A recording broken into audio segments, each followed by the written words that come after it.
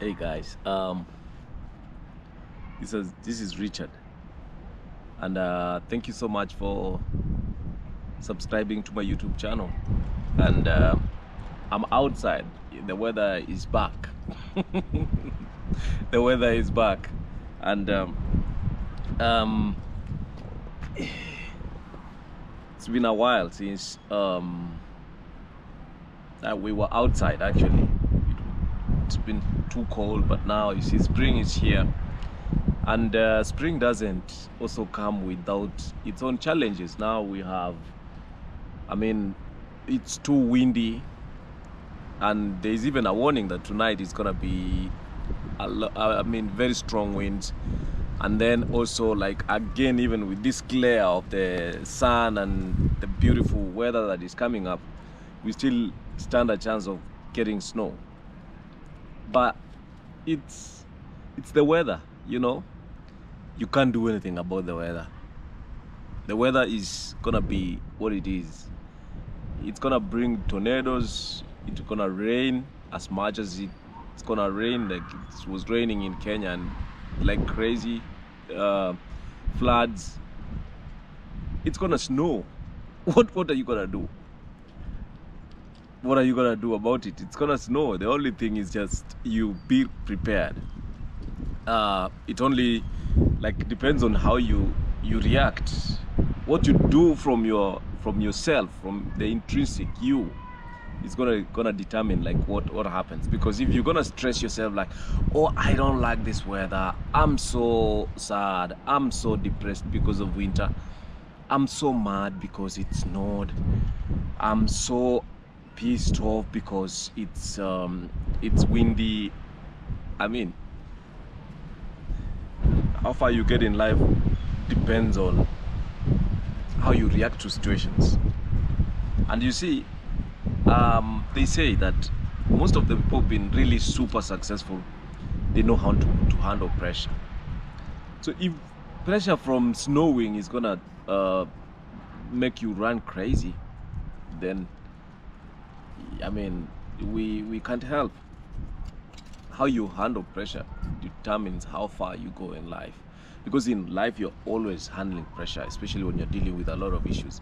When you have a family, you know, and they even say that when you have a lot of pressure, that is when you stand a chance to grow. Unlike when you don't have pressure. I see, I've listened to older guys talk about success in terms of when you compare a single and married man and married men with kids, you find that married men with kids have the most stress, the most pressure, and you find they are pressed, they are stressed, and they put maximum amount of effort to at least get themselves going, to at least get to change their lives and even change the lives of their family. So away from the weather, this day my video wanted to talk about as a registered nurse working in long-term care or an acute care situation where maybe cancer care like I do. You face situations where you meet and you take care of patients who have been diagnosed with terminal illnesses, who've been having signs and symptoms of suggestive terminal illness, and they don't know yet. They're going through a workup to determine what is ailing them, what's happening, what is causing the symptoms, you know.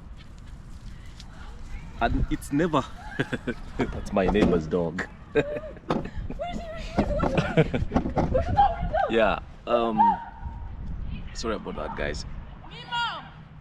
And when you are faced, or you are in a situation where you're waiting for results for a possible diagnosis of terminal illness, how exactly do you handle such kind of a situation?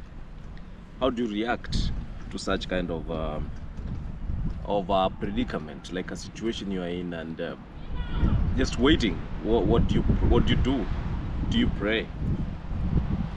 Do you talk to someone, you know? Do you keep quiet as a patient, you know?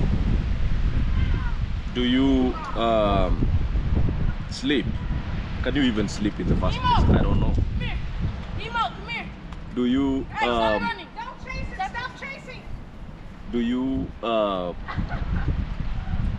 ask for help, you know? Whatever it is, you know, I don't know what you do, but that's a difficult situation to be in. And maybe some patients are in pain, and they don't know how to even know what kind of help they need. I'm gonna kill you. What now in the context of the nurse who is taking care of this patient, you know, you are on duty and you want to take care of such people. Hi, Candace. What's happening?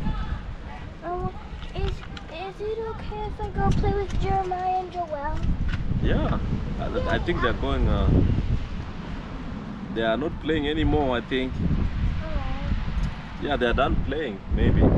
Not sure. Sorry about that, guys.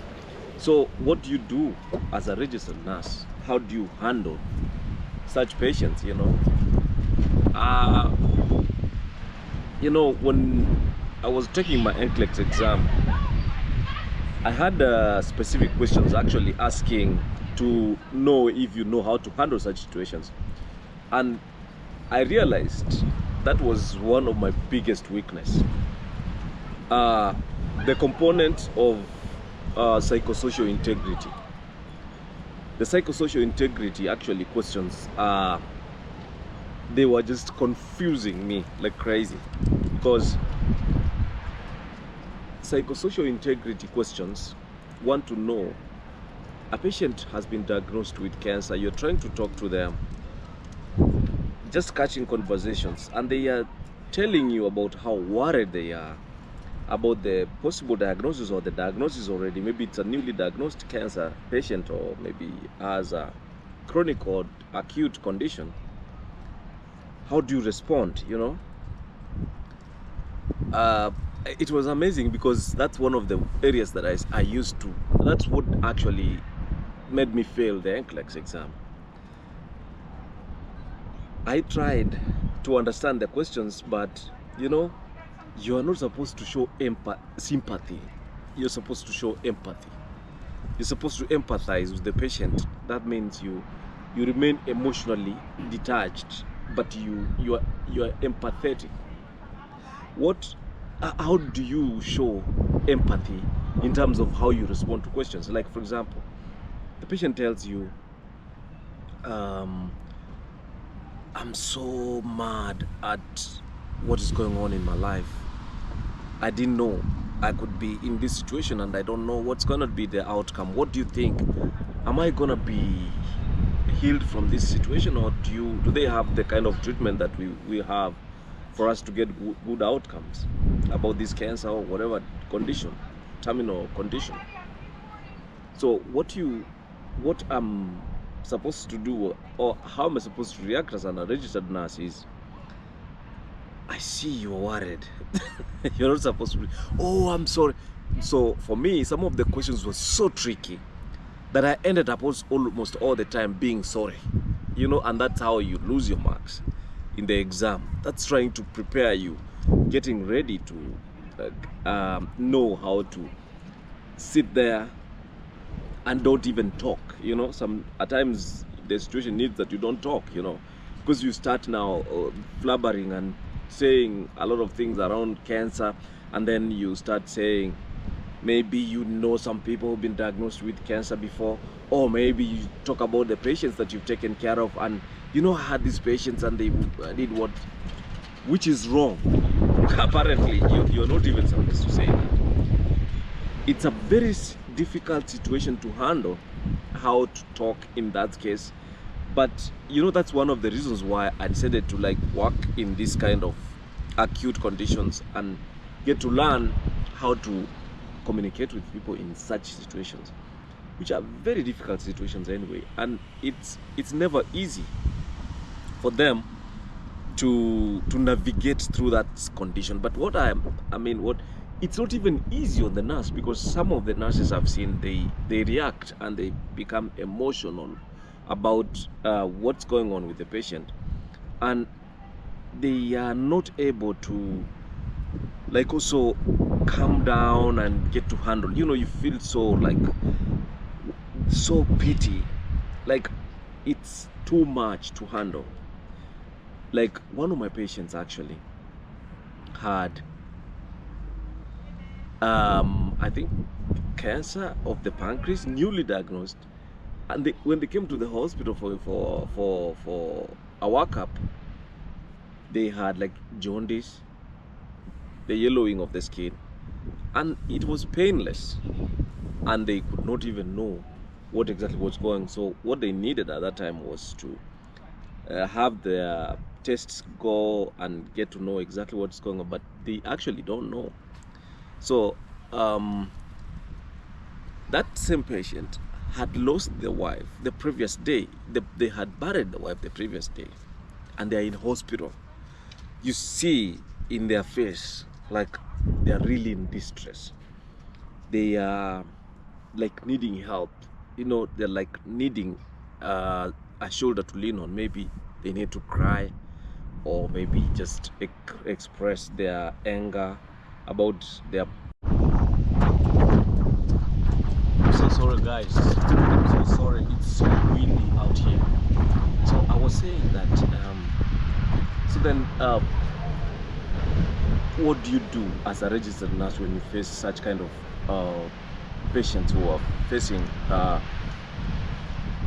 turmoil or a diagnosis with a terminal illness diagnosis, And that's why, by the way, in healthcare, I believe and really think when you go to war as a soldier fighting, like whatever is going on in Ukraine, in Iran, sorry, people who've gone to combat, I think they have an undue advantage, because they know the importance of time. That time costs lives. How important time is in war, because you make a mistake, you pay dearly. And when you work in healthcare too, I also believe and want to believe that you also have an undue advantage. You have seen life blossom and fade away at the same time.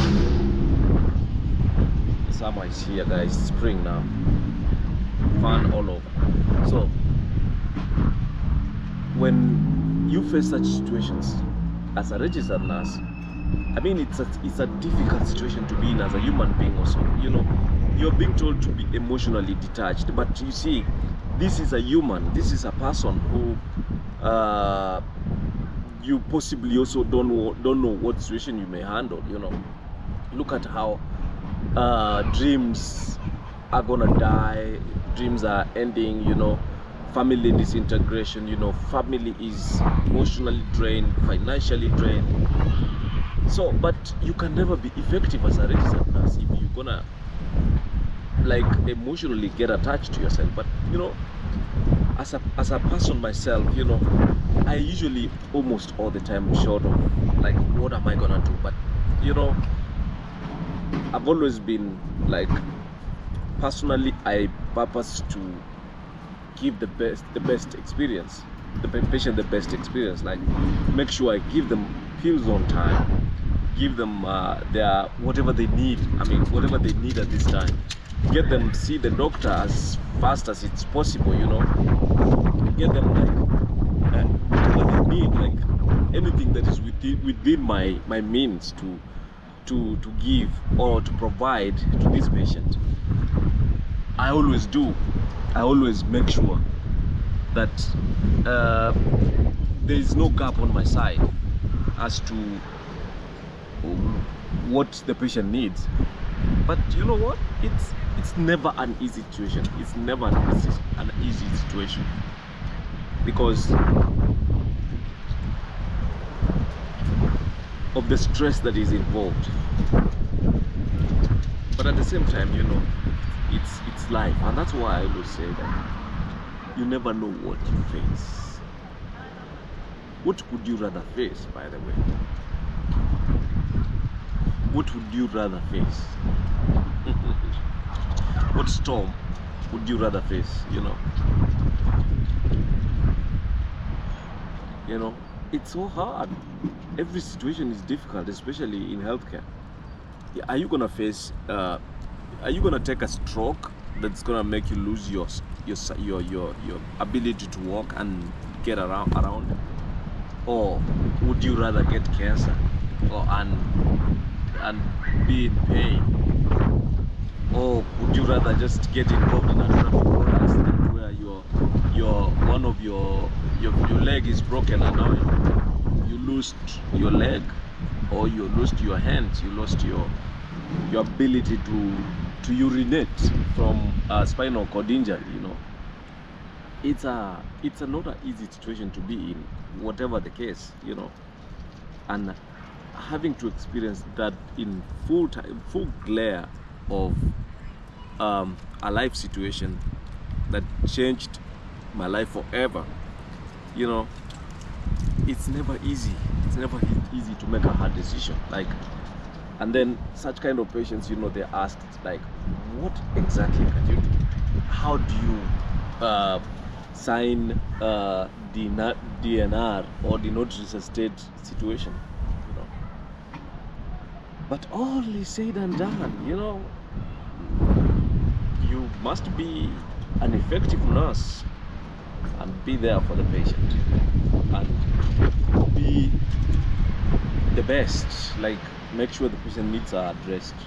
Everything the patient needs must be addressed. Should be addressed in the right way.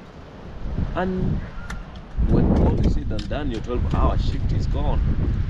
Then you remain to have served and being all you can be in the 12 hours, in the 40 hours a week, in the 50 hours a week, you know, in the 50, 60, 70, 80, 90, 100 hours a week.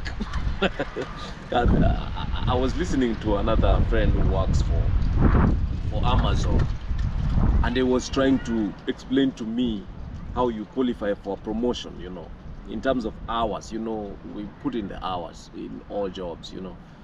You are remunerated hourly based on your skill or how important your service need is. And he told me, for you to get a promotion, even be considered for a promotion in a week in Amazon jobs, especially the nice more maybe corporate jobs, you know, you have to have worked 80 hours a week for them to contemplate promotion. 80 hours a week.